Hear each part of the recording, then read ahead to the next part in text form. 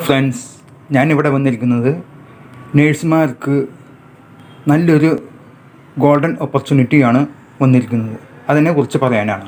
നിങ്ങൾ ഒരു BSc നേഴ്സാണോ, അത് ഇന്ത്യൻ മെഡിക്കൽ കൗൺസിലിങ്ങിൻ്റെ അംഗീകാരമുള്ള കോളേജിലാണ് പഠിച്ചിട്ടുള്ളത് എങ്കിൽ, അല്പം എക്സ്പീരിയൻസും ഉണ്ടെങ്കിൽ ഈ ഒരു ജോലി സാധ്യത നിങ്ങൾക്ക് ട്രൈ ചെയ്ത് നോക്കാവുന്നതാണ്.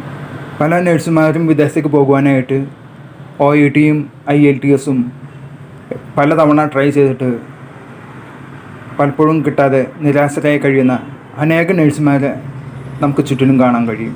അവർക്കൊരു ഗോൾഡൻ ഓപ്പർച്യൂണിറ്റിയാണ് കാനഡയിലായിട്ട് കാത്തിരിക്കുന്നത്.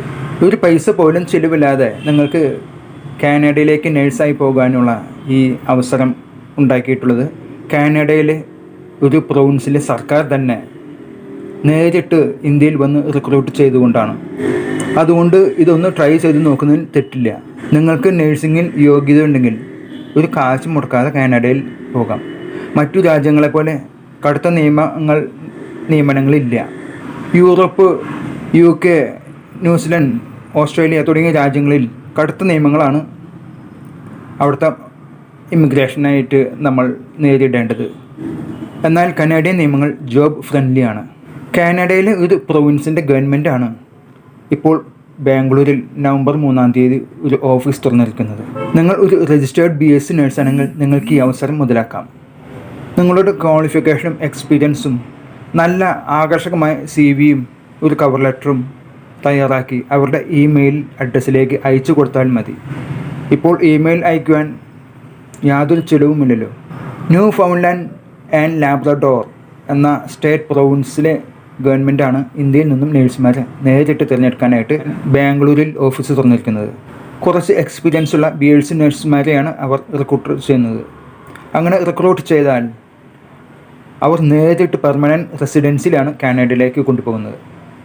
ഒരു ചിലവുമില്ല, എല്ലാം ഗവൺമെൻറ്റാണ് വഹിക്കുന്നത്.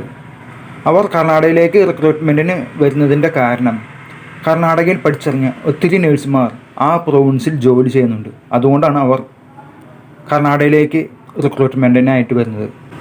എന്നിരുന്നാലും ഇന്ത്യൻ നഴ്സിംഗ് കൗൺസിൽ രജിസ്ട്രേഷനുള്ള കേരള നേഴ്സുമാരെയും അവർ പരിഗണിക്കുന്നുണ്ട്. അതുകൊണ്ട് ഈ വീഡിയോ കാണുന്ന നിങ്ങൾ ഒരു നേഴ്സാണെങ്കിൽ, അല്ലെങ്കിൽ നിങ്ങളുടെ ഫ്രണ്ട്സിനോ റിലേഷനിലോ ഉള്ള നേഴ്സുമാർക്ക് ഈ വീഡിയോയിലുള്ള ഇമെയിൽ ID ഷെയർ ചെയ്ത് കൊടുക്കുന്നത് നന്നായിരിക്കും. അത്യാവശ്യം ഇംഗ്ലീഷിൽ പ്രാവീണ്യമുണ്ടായാൽ മതി. OET, IELTS എന്നിവ എഴുതിയിട്ടും കിട്ടാത്തവർക്ക് ഇതൊരു നല്ലൊരു ചാൻസ് തന്നെയാണ്. പ്രൊവിൻസിൻ്റെ പേര് ന്യൂ ഫൗണ്ട്ലാൻഡ്. നിങ്ങൾ ചെയ്യേണ്ടത് ഇത്രമാത്രം: നമുക്ക് കാനഡയിൽ ജോലിക്ക് താല്പര്യമുണ്ടെന്നും ന്യൂ ഫൗണ്ട്ലാൻഡിനെ കുറിച്ച് കേട്ടിട്ടുണ്ട്, നമ്മുടെ കഴിവിനെ കുറിച്ച് നന്നായി പ്രസൻറ്റ് ചെയ്ത് ഒരു ഇമെയിൽ CV അവർക്ക് അയച്ചു കൊടുക്കുക.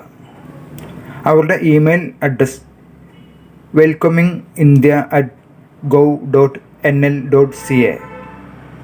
ഇതാണ് അവരുടെ ഇമെയിൽ അഡ്രസ്സ്. ഇത് സർക്കാരിൻ്റെ ഒഫീഷ്യൽ ഇമെയിലാണ്.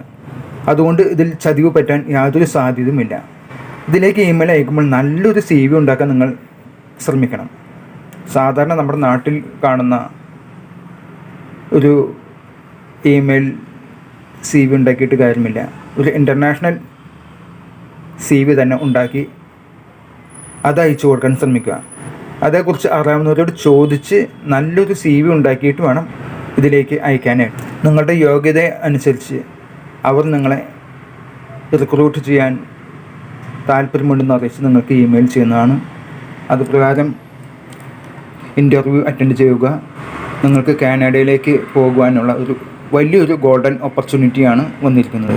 അതുകൊണ്ട് കഴിവതും ഈ ഇമെയിലിലേക്ക് നിങ്ങളുടെ CV അയച്ചു കൊടുത്ത് കാനഡയിൽ പോകുവാനായിട്ട് നിങ്ങൾക്ക് ഇടപെട്ട് എന്ന് എല്ലാ ആശംസകളും നേർന്നുകൊണ്ട് ഈ വീഡിയോ ഇവിടെ വൈൻഡപ്പ് ചെയ്യുകയാണ്. നന്ദി, നമസ്കാരം.